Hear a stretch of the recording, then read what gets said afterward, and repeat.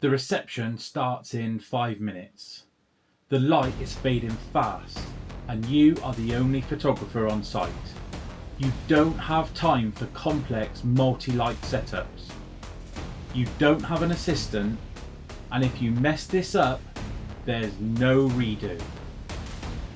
So in this video, I'm showing you the single stand survival system that I use to get cinematic, high-speed sync results even when the wedding timeline is completely against you. And halfway through this video, I'll show you the exact exposure shortcut that saves me every single time.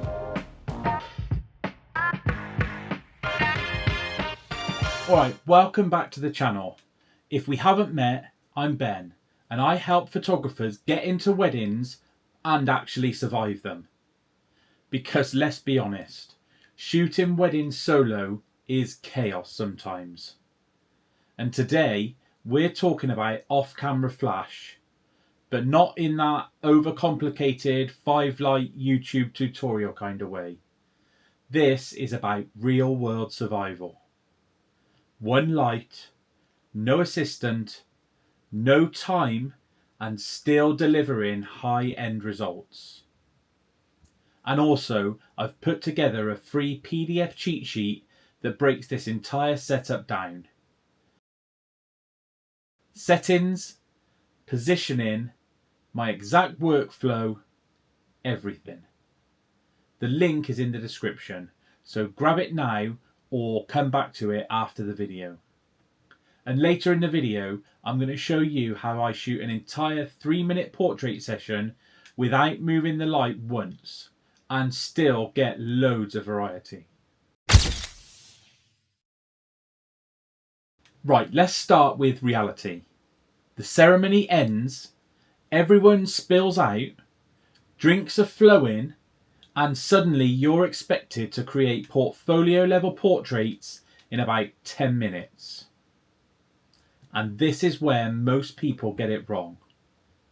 They bring out massive light stands, big soft boxes, and multiple lights. And suddenly you're not a photographer anymore. You're a roadie. I've been there. Early on, I thought more gear meant better results. But what actually happened was I missed moments. I stressed myself out, and honestly, the photos weren't even better. So you've got to make a mindset shift. You're not chasing perfect lighting. You're chasing consistent, cinematic results as fast as you can. And that is where the one light philosophy comes in. One light, one stand, and one setup that you can trust entirely. Because when everything's moving fast, simplicity wins. So let's talk gear, but at the same time keep it really simple. Now in 2026, we're spoiled.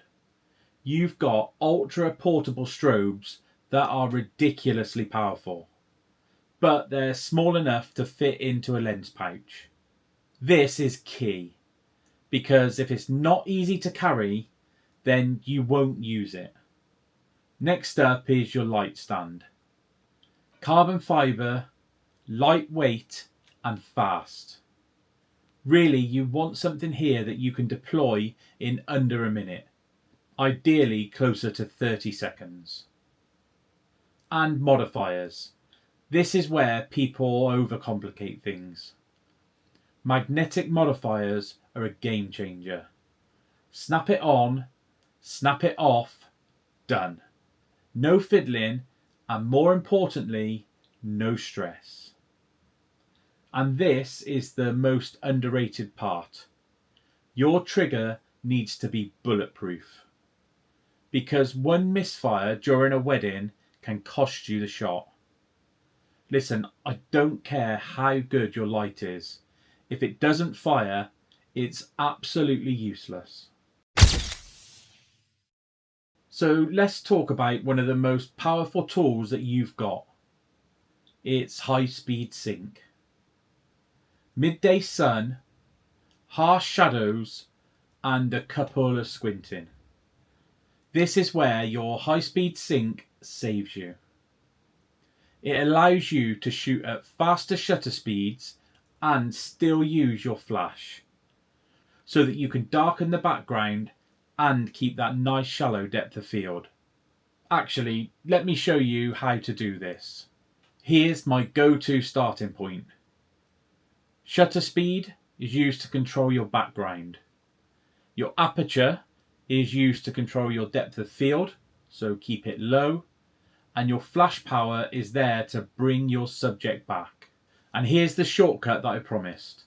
I set my ambient exposure first, and I'll have it slightly underexposed. Then I'll bring in the flash until the couple pops. That's it. No light meter, no overthinking. I've had situations where I've literally had 90 seconds, and this method's got me a shot that the couple have printed large on canvas. Now let's talk about the chaos indoors. If a light stand is a hazard, then don't use it. Bounce your flash and use it as fill. It's clean, it's safe, and it's effective. And sometimes you don't even have time for that. So I'll literally take the flash off the stand and hold it off camera. Flash in one hand and shoot one-handed with the camera in the other hand. I've done this during first dances, speeches, and even confetti exits. And honestly, some of my favourite shots have come from that exact method. The key thing is, always think about where your light is relative to the couple. Side lighting will give you drama, backlighting will give you separation, and you don't need a big setup to achieve either of those two things. Alright, this is the part that will genuinely change your workflow. You've got 3 minutes with the couple. No time to move lights, so here's exactly what I'll do. I'll place my one light where it looks good, and then I'll move the couple. I'll turn them slightly, get them to step forward, get them to step backwards. I'll be in for a close shot and then make sure I come out with a wide shot. But the key thing here is to make sure the couple have plenty of interaction between them. Same light, lots of different looks. And in editing, this is where it all comes together. When you use one light consistently, you get a cohesive wedding gallery.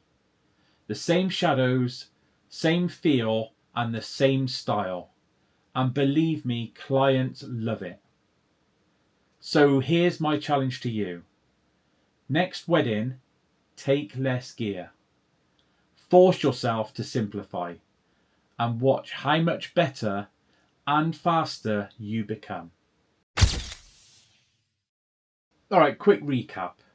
One light, simple setup, reliable trigger, master HSS, and focus on speed over perfection. And don't forget, grab the free PDF cheat sheet linked below.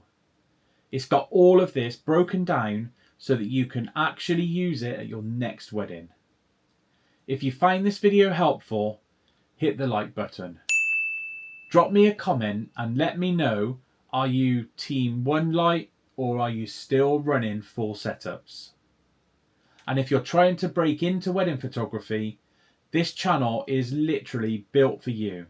So make sure you hit that subscribe button. Thanks so much for watching, and I'll see you in the next one.